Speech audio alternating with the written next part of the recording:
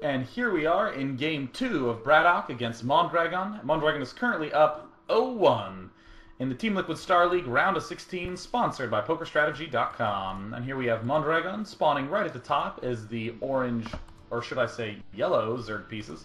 And look at that Overlord going right away in the correct direction. And we have Braddock spawning as the teal Terran pieces at the right. So just to kind of fill some time here, I want to talk about Braddock's nickname because there's been a little bit of confusion thus far. And I remember in the Razor TSL, there was a post by, I think his name is, I can't remember. He's one of the head Russian admins, maybe Brain? Anyway, he made a post about how to pronounce his name. Yeah, Brain. He made a post about how to pronounce his name, and apparently it's a Russian pun on gangster and also little brother, I believe. Maybe it doesn't directly translate from Russian to English, but it is actually Braddock. There's been a lot of puns made on Brad OK, saying that he's very humble, and it's also kind of a dismissive tone, like Brad OK, something like that. But I don't know, just throwing it out there. There's a very complex history to the birth of that nickname.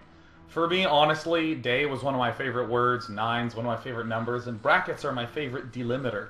So that's how I sort of came up with that. But what's great about Brad is that he's an amazing player, and we're seeing right here just real solid, real standard play from Braddock, just getting the 11 racks.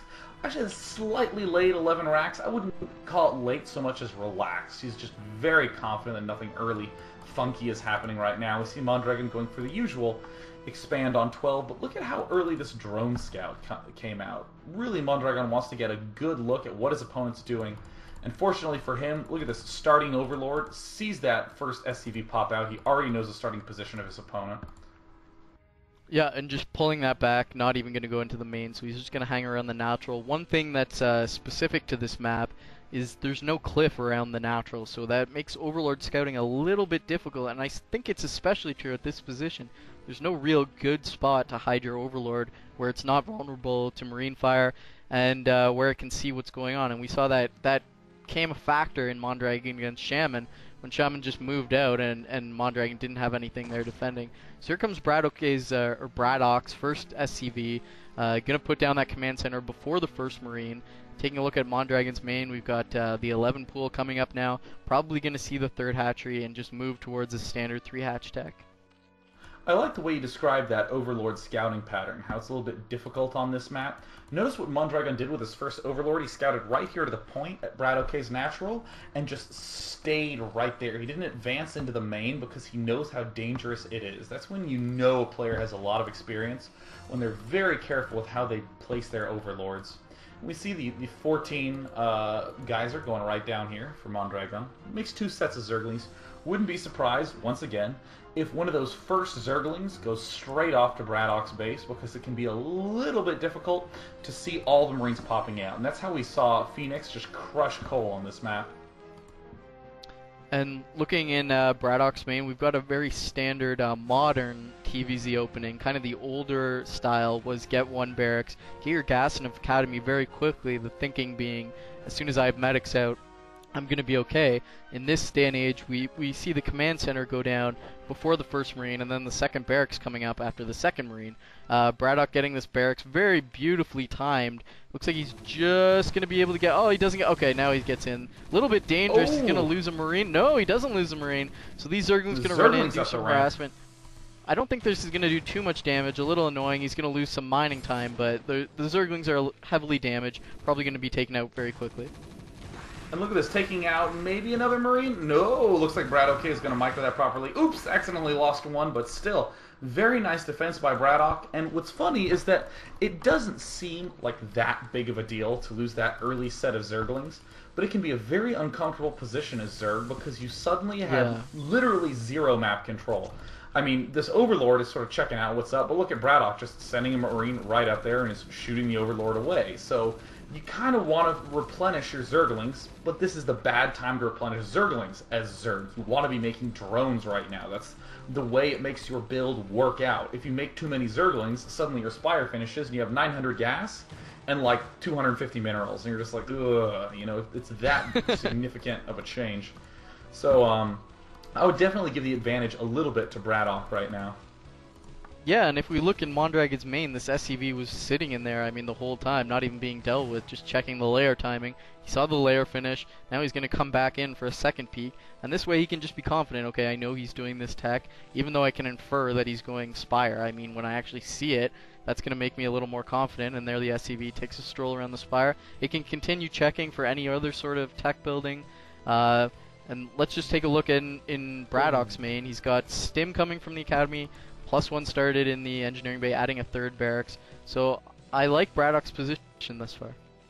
I'm surprised that Braddock's doing this well, because right before he got to his base, Braddock had been supply blocked for quite some time at 36 food, and I was a little shocked to see now that he's been able to spend it, but I'm concerned if that sort of impeded his goals at all. I mean, we're seeing a pretty standard Medic Marine group come out right now. There's that factory coming out very early because that Spire is only halfway done. And Mondragon looks like he's going to be taking his drone to the left main, not going for that, seductive third gas that's right next to his base. Oh, I was actually wrong. I thought it had 2,500 gas. It looks like it has 2,000 gas. Look at the overlords at the top starting position. And the minerals only have 1,000 minerals. That's another thing that I neglected to mention, but I didn't quite realize that the gas was that low. Yeah, I really like this play, especially if you're doing 3 Hatch Mutalisk into Lurkers, because although your army is going to be farther away from your next base, you can get those 2 Lurkers at the other main, and that pretty much seals it up until dropships or some sort of siege weapon is over there. So I like that he's taking the main, and also this way, if you get control of, if you get map control, especially with defilers out, then it's not much of a stretch to just take this fourth base now, this close base as your fourth. You've already controlled the map, and you don't need to stretch out that much to take it, and that can really help when ultralists are coming out onto play. We see Mondragon hatching only 7 mutas, so his build a slight bit off. Here comes number 8 and 9. Let's see what he can do at the. It looks pretty well defended at the main of Braddock. Yep, Braddock's looking real good here. But no, Mondragon in the other half of the game. I mean, we're seeing that hatch at the left is a little bit delayed. The Mutalisks are just a little bit delayed. I wouldn't be surprised if it was just the fact that Mondragon lost those early Zerglings and then tried to replenish them that threw him off just a little tiny bit, and we're seeing the effects of that ripple out right now. Actually, taking a look at Braddock's main, he's making a lot of turrets, and I think he probably could have consolidated his defenses a lot better than how he's got it set up. He's got 2 turrets here at the barracks. If we scroll down, 2 by the academy, and then if we look at the bottom of the mineral line, 2 more. I feel like he could pull everything closer and get away with maybe 4 turrets. Then he's only got 3 at the natural. That's fine. That's completely acceptable. But you don't want to be spending this much money on turrets, especially when it's just 3 hatch mutas, because the mutas aren't trying to kill you. They're just trying to buy time. If you spend this much money on turrets, I mean, you're going to be fine. He's throwing down a 7th turret in the main now. I mean, you're going to live, but the damage is already done. You've done it to yourself. So I really feel like he should have pulled that ring a little closer and eliminated some turrets. One thing to note is that I think Mondragon is aware that he's a little bit behind, because traditionally you go Hydralisk Den, Evolution Chamber, then Queen's Nest. And instead we see the Hydra Den and the Queen's Nest going down at about the same time for Mondragon, and getting an Evolution Chamber right now. At the bottom of Braddock's base, we see that those Mutalisks are trying to do a little bit of magic, but the Marines already pretty well upgraded. They have the +1 attack upgrade. We see +1 armor and +2 attack coming out right now for Braddock. Just going to have an incredibly strong mid-game push coming out right now. That Science Vessel is just started, and once those extra barracks get loaded up there, I mean, there's only 3 there right now. Once those extra barracks are in there, it's going to be an incredibly violent mid-game coming out of Braddock. He's going to really put the hurt on. I feel like relatively timing, Braddock is a lot better at his build. His first vessel coming out before the hive is done, whereas last game he was having trouble before. Mondragon babying these Mutalisks quite well, just picking off stray SCVs trying to build depots, picking off a Marine when it runs too far from the pack. There, one Mutalisk going down, but I'm wondering if he's going to go Guardians again. I think he's probably not, because it looks like he's hurting for gas a little bit. Hive finishing now, Defiler Mound going out, and looks like he's getting Lurkers a little earlier than before, so no intention of going Guardians this time, and I like that because there's no cliff at the natural to abuse, and also there's less mobility, unlike on Andromeda, where you can, and now he's making me a liar, Morphing Greater Spire, so yeah, that's there just you great. go. That's Take it away, Day. Good boy. Good. All right. Okay, that's it. Good boy, Mondragon, getting the Greater Spire up. Now, Guardians are a little bit underrated of a unit, especially if your name's Trill. Guardians are, in fact, really powerful at busting pushes. One of my favorite examples of this is July Zerg against Zelos on Namja Yagi. It's just a great, especially if you're kind of low on just units, you know, you don't quite have enough stuff and this mid-game push is about to happen.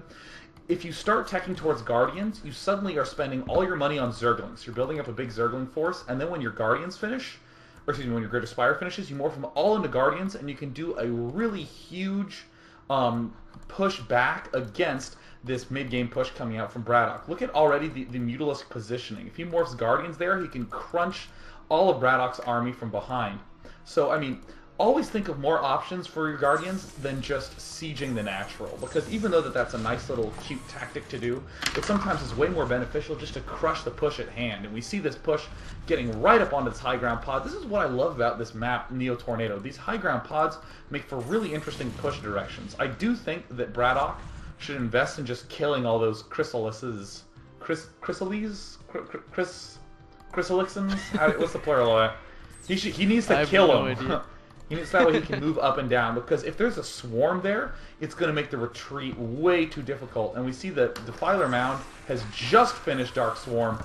Look, here it comes. Here comes the Dark Swarm. This is an unbelievably awful position to be in. Look, trying to run through there. Oh, God. Oh, my God. Just getting murdered right there at the front gates.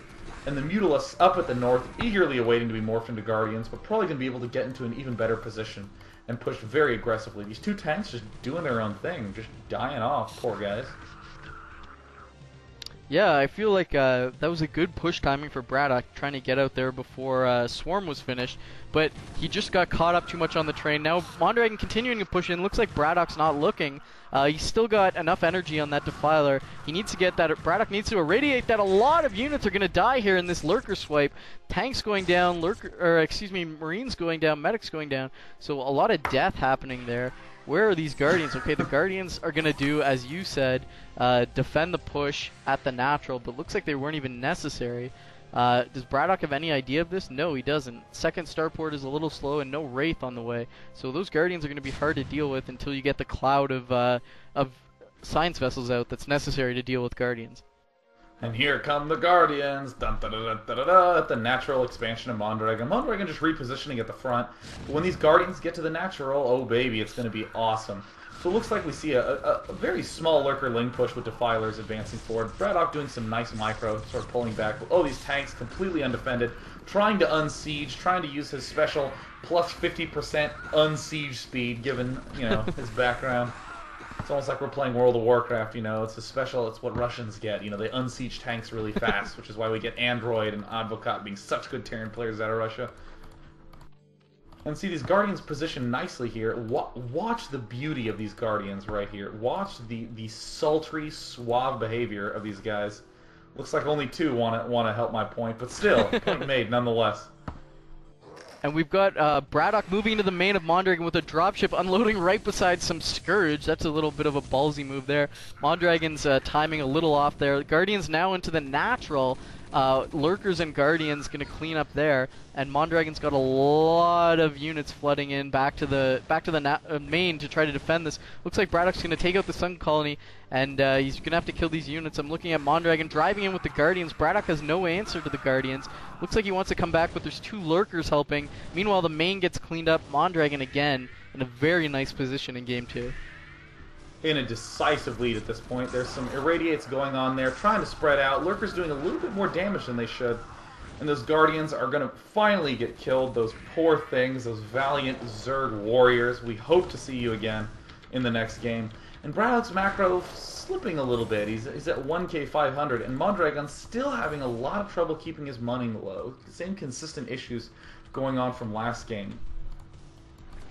Right, and looks like the Defiler Mound of Mondragon got taken out. I missed that, so he's going to have to rebuild that. So his next push is going to come a little bit later, as he's only got one Defiler out at his natural. So Braddock is going to take this time to push. He's got a lot of confidence here, it looks like, just driving straight up the middle of the map. Mondragon with only one Defiler. He's going to try to put these Lurkers here on the high ground to defend that. Braddock needs to get an Irradiate on this Defiler and then just try to move into the natural, do damage. Here comes some Scourge! No, they get taken out. Getting the Scourge. Yeah.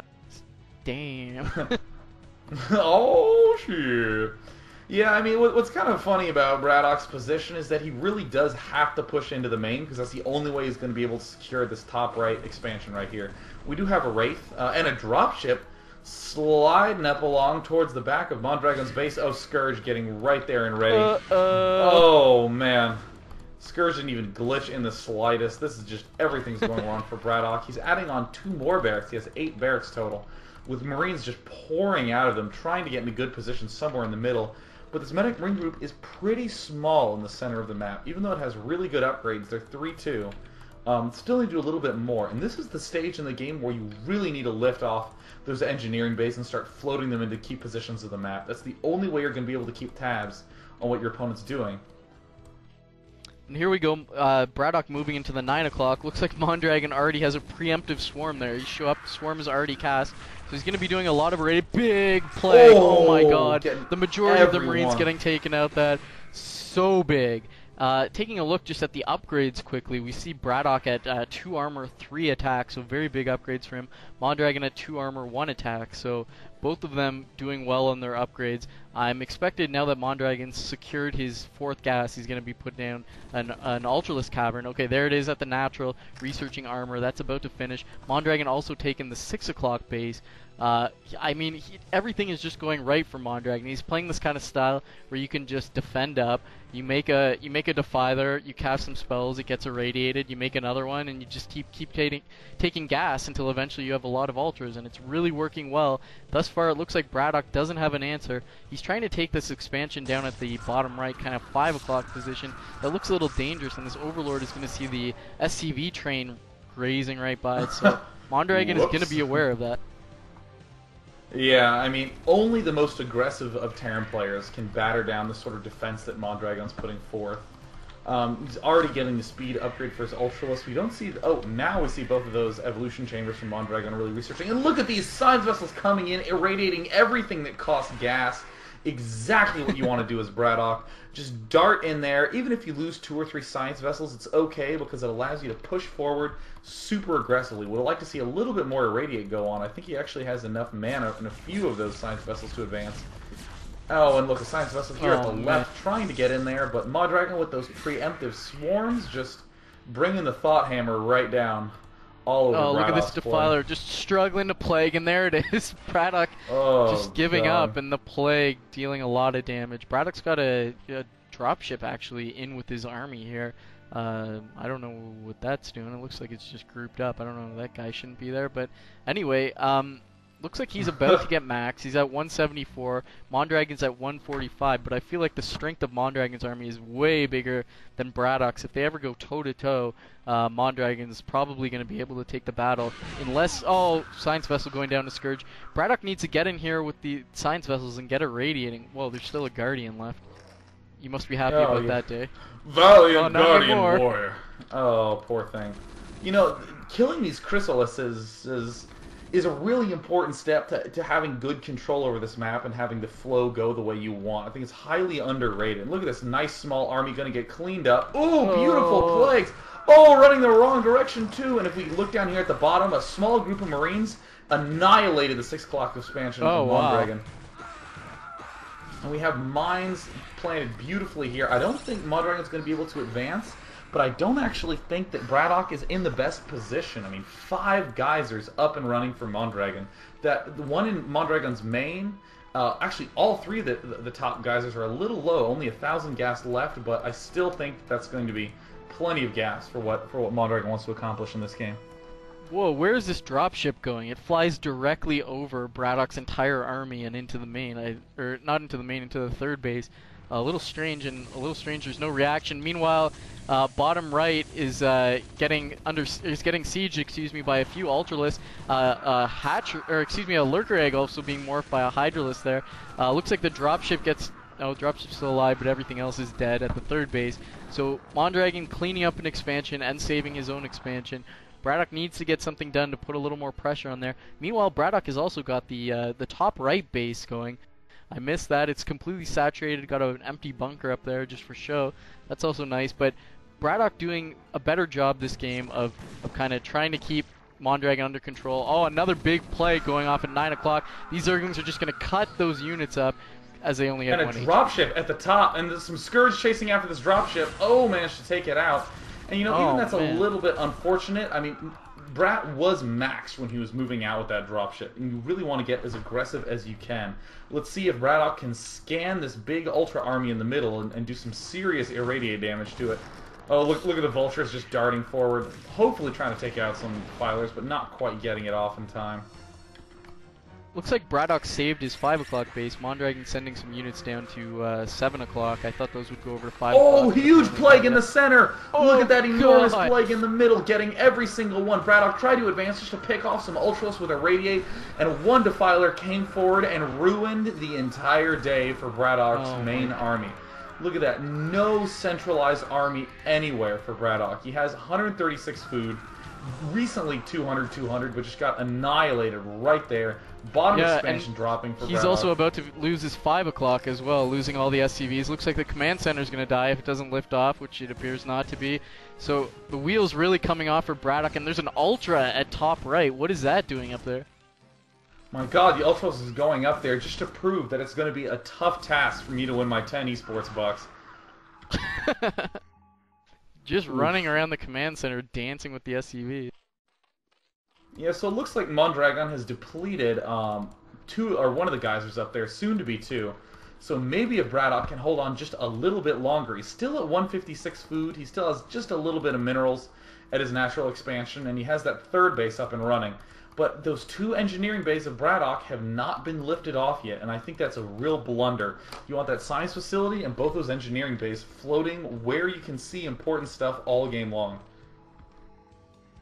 Right, and let's look at this vessel cloud. There's about 12 vessels. I feel like he needs to be more aggressive with those. Running in. Oh, running into a Hydra, getting plagued. Big plague. Wow, so many vessels dying there. Oh my God. So that really evens up the vessel count, but he needs to be a little more aggressive with those, preemptively running in and softening up those Ultras so that the Marines can finish off. If he just has them, you know, they're not doing anything unless he's casting. Oh God, I missed that. All the drones dead there. Damage. I mean, this isn't that big of a deal. I mean, it's probably going to take out this Greater Spire, but at this stage in the game, there's no critical sort of transitioning going on. Mondragon's really just going to be macroing, and that's about it. So it's a bit unfortunate that he lost that Greater Spire, but he can rebuild it as a Spire pretty much no problem. And it's really the south side that Mondragon needs to get, not so much securing his main permanently. A bit of an attack going in the middle, Defiler getting irradiated, but another big plague, an instant swarm going off.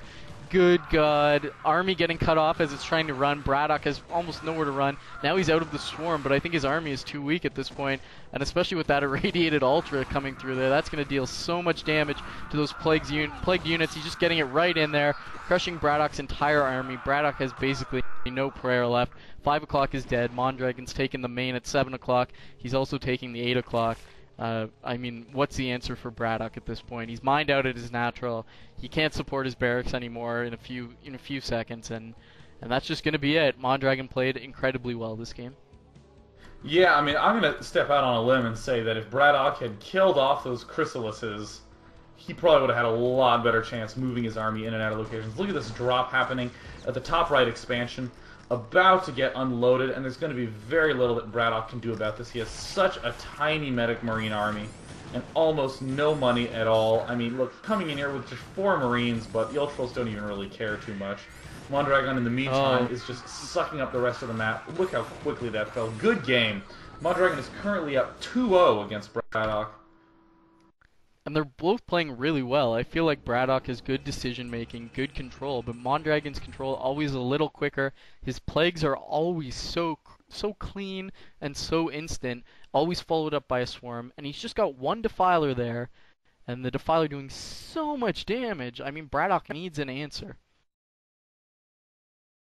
Yeah, absolutely. I think that's a pretty big concern, the way that Braddock's managing the mid game. I just think he needs to get way more aggressive, just really be pounding down into his opponent's face. I mean, There's no reason at all that those vessels should be that passive. I mean, you can even split the vessels up and make a lot more use of the scans. That's probably something I'm going to be looking for in this third game, is to see how much Braddock's using his scanners to check around the map to see if there are places that his vessels can exploit. So in a reversal of fates, I am now up 2-0 with more esports dollars on the line. So that's always nice to look forward to. But nice games are also, if not more so, nice to look forward to. I don't know what I'm trying to say, but let's move on. We've got Everyone gets Mondragon the up idea. 2-0. Yeah, I hope so. I'll just speak random words and you can create the sentence yourself with them. We're going to be moving on to Outsider in TVZ. I think it's a very interesting TVZ map. Yeah, I really love Outsider just as a map in general, let alone as a Terran vs. Zerg map, because as you know, Terran vs. Zerg is pretty much my favorite matchup. I mean, there's just so much expanding that can go around along the outside. I mean, Zerg players are going to be doing a lot of ultra-fast text to ultralisks, skipping lurkers and that sort of thing. Terran players can afford to be aggressive early on and just take a backdoor mineral expansion. A lot of super interesting stuff can occur. Right, and if we look back to the last round of the TSL, Mondragon played Shaman on that ridiculous game, which had queens, infested Terrans, battle cruisers. It was a wild, wild, scrappy ZVT, and I think that's a good way to describe Mondragon's ZVT. It's scrappy and it's very clean when it needs to be, but overall, not as tight as we're going to see from the rest of the top players. But he focuses where he needs to be, and so far we've seen it's been enough. Very impressive play by both of them. Let's see if he can wrap it up and sweep the series that no one expected to be swept. Let's go on to Game 3.